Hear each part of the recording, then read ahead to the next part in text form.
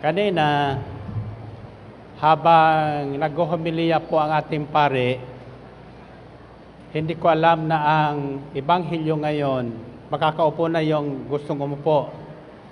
Matagal-tagal pa itong aking kwento. Ang Ebanghelyo kanina ay ano? Pagbabagong anyo. PBA means pagbabagong anyo. Iyan ang ating kailangan ngayong kaarawan ng Kwaresma. Ang panahon ng Kwaresma ay pagbabagong anyo. Pagbabago ng puso, pagbabago ng nguso, pagbabago ng paningin, pagbabago ng kilos, pagbabago ng pakikitungo, sapagkat nasusulat, maliban na ang tao ay magbago, hindi sila paghaharian ng Diyos. Sa English, change. Change. Unless you change and become like little children, you will never enter the kingdom of heaven. Amen ba? Bato sa langit ang tatamaan ng kwento ko, sa akin ay huwag magagalit. Amen ba? Una, sa lahat ng mga nakarating sa Santa Rosa, Laguna kahapon, huwag niyong sisisihin si Brother Mike bakit hindi ako nakarating doon. Alam niyo kung bakit? Madalas kinukwento ko sa inyo ang bahagi ng mga katawan. Bawat tayo ay bahagi ng katawan ni Kristo. Amen ba? Pare-parehas ang tingin ng Diyos sa bawat bahagi. Yung mata, hindi ping magmayabang. Isang araw, nag-usap-usap ang buong katawan. Ang sabi ng mata, ako ang mas mahalaga, sapagkat kung wala ako, wala kayong makikita. Ang sabi naman ng tainga, ako yata ang mas mahalaga, sapagkat kung wala ako, wala kayong maririnig. Ang sabi naman ng ilong, ako yata ang mas mahalaga, sapagkat kung wala ako, wala kayong mahihinga, wala kayong maamoy. So isa silang nagyabang. Pagkatapos, nagsalita yung puwet. Ang sabi ng puwet, ako yata ang mahalaga. Ang sabi ng mata, ng ilong, ng tainga, huwag kang maingay dyan. Kaya ka namin tinatago sapagkat nakakahiya ka. Kaya huwag kang maingay dyan. Huwag kang may kasali sa amin. Ang sabi ng puwet, ganun ba? Wala kong halaga. Ang ginawa ng puwet, nagsara. Nagingungo. Nagingungo.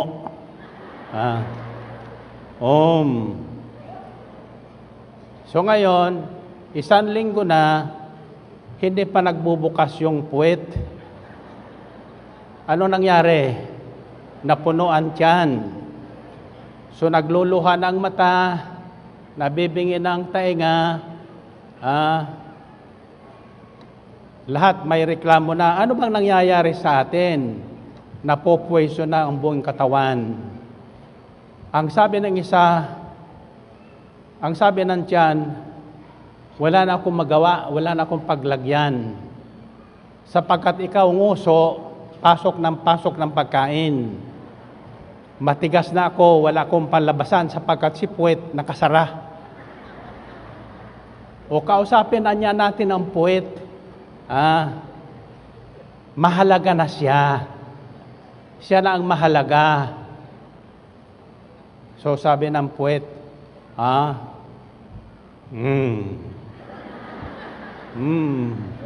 no pwede. Bakit ko ikininto yan? Ngayon, ang sabi ng Panginoon sa ating tinunghayan na aral, huwag magsasabi ang sino man sa inyo na ako ngayon ay sa isang taon pupunta ng Canada, pupunta ng Amerika, pupunta ng Australia, at mangangalakal at magpapayaman doon. Ang sabi ng Diyos, huwag niyo sasabihin yon sapagkat yan ay isang kayabangan. Bakit? Hindi mo alam kung bukas ay naririyang ka pa. Sapagkat ang buhay ng tao ay tulad ng isang hamog. Sikat na sikat, sa umaga, ang hamog kumikinang. Diba? Napupuna mo. Pero pagkaraan ng isang saglit, wala na. Bakit? Sumingaw na. Nawala na. Ganyan ang buhay ng tao. Maikli lang. Kaya wala tayong dapat ipagyabang. Ang dapat daw sabihin natin, kung loloobin ng Panginoon, ito ang gagawin ko bukas kung buhay pa ako. Narinig nyo kanina yon, diba? Kung loloobin ng Panginoon. Kung loloobin ng Panginoon, niloob ng Panginoon na ako ngayon ay naririto sa inyong harapan. Kaya hindi po ako nakarating ng Laguna kahapon. Ang bihira po, pag ako nangakong darating po ako. Kaya lang, pagkatapos ng ating gawain nung Martes, kumain ako ng marami. Napuno ang aking tiyan. Ayaw bumukas ng aking puwet. Siguro nagalit na, at ayaw naling kumilos ng aking tiyan. In other words, yung system ng aking, digestive system ng aking bituka ay ayaw ng kumilos. So magdamag ako nung Martes na gabi nang hindi makatulog hanggat halos hindi na ako makahinga. At nung ako'y hindi na makahinga, humihilik pa si Sister Belen. Ayaw ko siyang gisingin sapagkat ayaw ko siyang maistorbo at ayaw ko siyang mag-alala kung ano ang aking nararamdaman. Ang winika ko na lang ay ganito, Lord, forgive me. Lord, help me. Nang masabi ko yon, bigla kung may kumakain sa inyo dyan, excuse me ha, bigla po kong sumuka. Yung napakalakas, nagising si Sister Belen, sapagkat akala niya yung gripo namin ay biglang bumukas. Ganong kalakas. At nilabas ko yung aking kinain na mga gulay na hindi pa nadadigest. Tingnan niyo ang kabutihan ng Panginoon. At tingnan niyo ang buhay. Walang nakatitiyak sa kinabukasan. Amen ba? Subalit, salamat sa ating Diyos. Tama pala ang ating natututuhan dito. Sa gitna ng agaw buhay, wala kang isisigaw kundi, Lord, help me. Isigaw nyo, Lord, help me. So, sa ganong kalagayan, tinawagan namin yung aming anak na doktor. Sabi ni Sister Belen, tumawag ka sa kaibigan mong doktor. Ang daddy mo ay kanina pa nagsusuka. Ang ginawa na ng misis ko, hinahaplos yung aking likod. Sa ganong haplos niya, gumana ang aking pakiramdam. Iyon ang haplos ng pag-ibig. Iyon ang haplos ng Diyos na ating minamahal. Ang Diyos na nagmamahal sa atin. Ang problema, yung doktor na nakakaalam sa problema sa bituka, ay hapon pa namin mapupuntahan. So, naghintay kami ng maghapon. Bago mag-alas 5, nandoon na kami. Mabuti naman, yung aming doktor, kaibigan ng aking anak, kami ang inuna. So, hinipo-hipo niya ang tiyan ko. Sabi niya, parang bato ito. Sa tigas. In other words, pinakinggan niya, yung sistema ng digestive system ng aking tiyan ay hindi na makakilos. Bakit? Punong-puno ng pagkain. Ang sabi ng aking misis, kaya malaki na ang tiyan mo, kaya pala ang tigas-tigas ng tiyan mo. Kaya ngayon on diet ako. So ang ginawa ng doktor, hindi na ako pinalabas ng hospital. Kaya sabi ko kay kay Rene, kayo na ang bahala sa Santa Rosa, Laguna. Huwag nyo lang sasabihin kung saan ako para hindi sila mag-alala. So brothers and sisters, ganito po ang sabi sa akin ng doktor. Brother Mike, hindi ka na bata. Nagbabata-bataan ka lang. 80 ka na. Dapat dahan-dahan ka na lang. Kung ikaw magsalita, dapat 5 minuto na lang. At saka huwag ka na niyang pupunta sa malalayo. Bakit? Ano anyang ginagawa ng mga taga-El Shaddai na tinuturuan ng Panginoon na nakikinig sa iyo? Sila na dapat ang maghatid ng mabuting balita sa bawat sulok ng daigdig. Nakikinig ba kayo? So, hindi na ako dapat mangampanya pa para sa buhay. Lahat tayo sa gawaing ito ay binigyan ng buhay na ganap at kasiyasya ng Panginoon. Ito ang tandaan nyo. Sabi sa verse 17, ang sino man nakakaalam ng dapat niyang gawin na mabuti at hindi niya ginawa ay nagkakasala. Natandaan niyon? Ang sino man nakakaalam ng dapat niyang gawin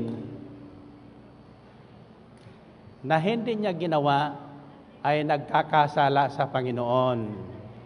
Amen ba? Purihin natin ang Panginoon. Purihin ang Diyos. Tama-tama naman kanina, pagbabagong anyo ang Ebanghelyo. Ito ang kailangan natin sa panahon ng Kwaresma, pagbabago.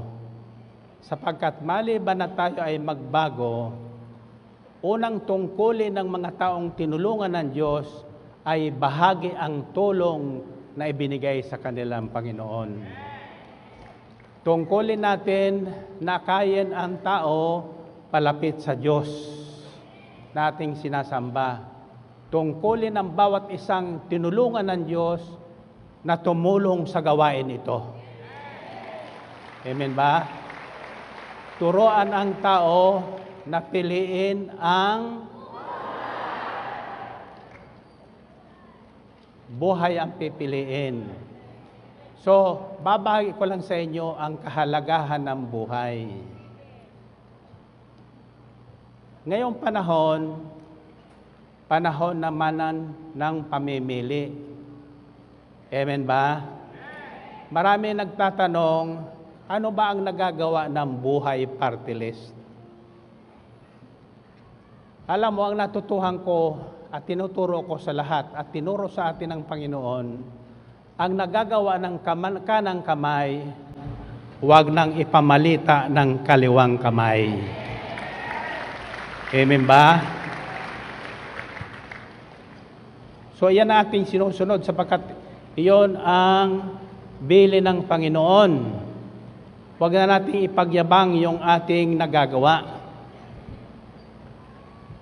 Kung tungkol sa buhay, party list, marami po nagagawa niyan na hindi lang nalalathala sapagkat pinagbawal ko sa ating mga kinatawan sa Kongreso na wag nang sasabihin sa dyaryo na ginawa ko ito. Ang tungkulin ng buhay party list ay pangalagaan ang buhay ng bawat sanggol na isinisilang hanggang sila ay bawian ng buhay. Amen ba? Marami ngayon ang kaaway ng buhay. Pero ang bilin ng Diyos, gusto mo humaba ang buhay mo? Gusto mong magtagal ang angkan mo sa balat ng lupa? Gusto mong pagpalain ka araw-araw ng Diyos? Piliin mo buhay. Piliin mo buhay. Amen ba? Alam kong mayroon kayong kaibigan, kakilala, sapagkat marami nang nagtayo ng party list ngayon. No? Saan kayo? Anong pipiliin nyo? Anong number?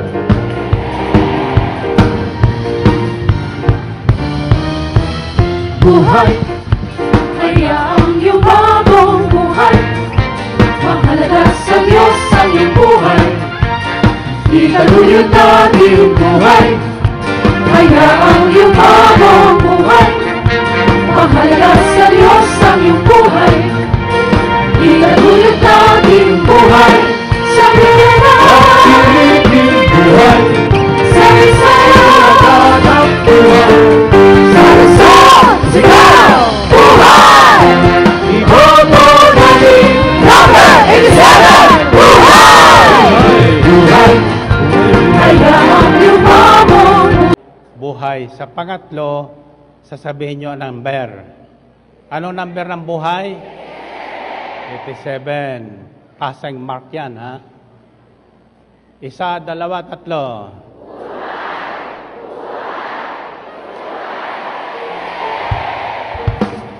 Okay, you may be seated, sapagkat ako kanina may kumukuha sa akin ng blood pressure. Ang blood pressure ko kanina, ang unang kuha niya 180/90. So nag-alala siya. Kasi ang billing ko sa mga nag-duty sa akin, na mga katulong nating disciple, pag may gawain, kahit sino, wag nyo na sa akin papapasukin. Para hindi ako magka-problema, para hindi tumaas ang blood pressure ko. Pero mayroon pa rin nakiusap. At yung disciple on duty, nakiusap din sa akin.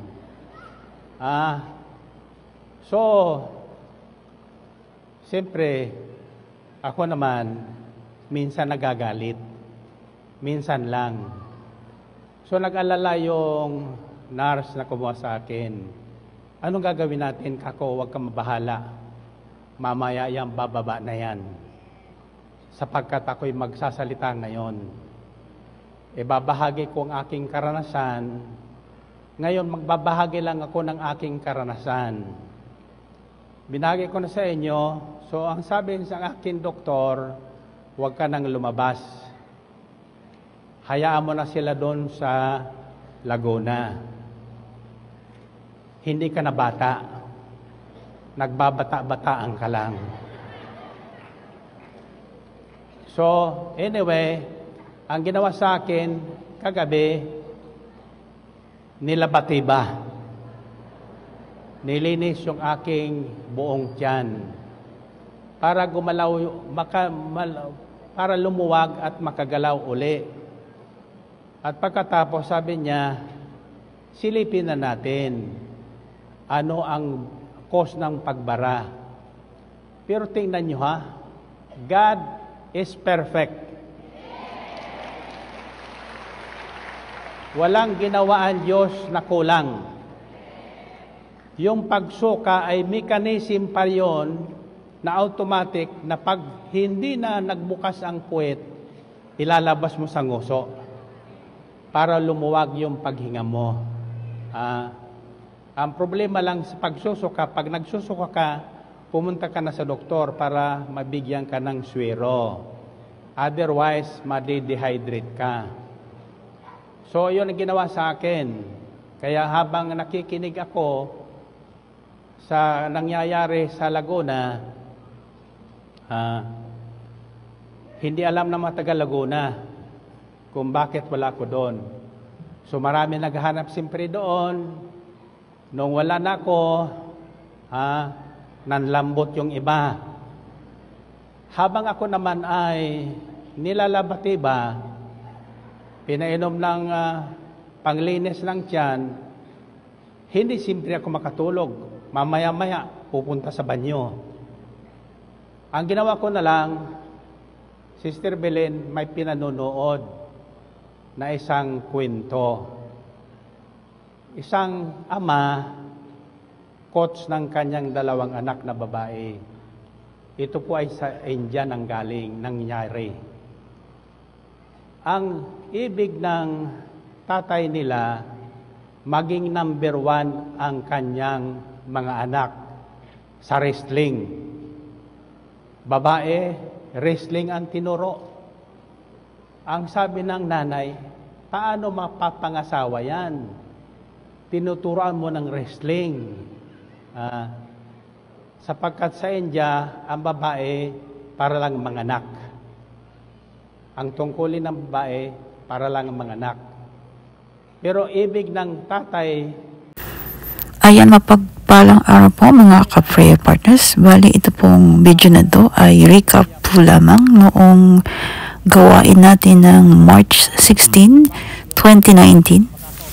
So, bali ang ating gawain ito ay napapanahon pala ng kampanya para sa buhay. Kaya nilagyan po natin ng title na Piliin Mo Buhay. So, napakasarap po lamang balikan at pakinggan ang mga aral ng ating punong lingkod, lalo na ngayon siya ay nahihirapan ng magsalita. So, salamat sa Diyos, marami po tayong playback na pwedeng balikan at pakinggan. Pero syempre, patuloy pa rin po tayong dumalo sa ating mga gawain, saan mang dako tayo mapadpad at may gawain, tayo po ay patuloy na dumalo. At syempre po, ang kabuuan ng video na ito ay pwede po nating panoorin sa link na nasa baba po ng video na ito. The Delta Broadcasting System, the official YouTube channel of El Shaddai Ministry. Ayan, so in my opinion, ako personally sa akin mga ka-pray partners, ako ay naghahanap talaga ng playback ng ating punong lingkod at ulit-ulit ko siyang pinakikinggan. So, ayan, sa mga katulad ko rin na naghahanap ng playback, narito po ang highlight at summary ng episode ng gawain ito. At kung gusto nyo pong panoorin ang buong video, ay nasa comment section po ang link at i-direct po tayo nun sa Delta Broadcasting System. So, ayan, thank you, ka-prayer partners.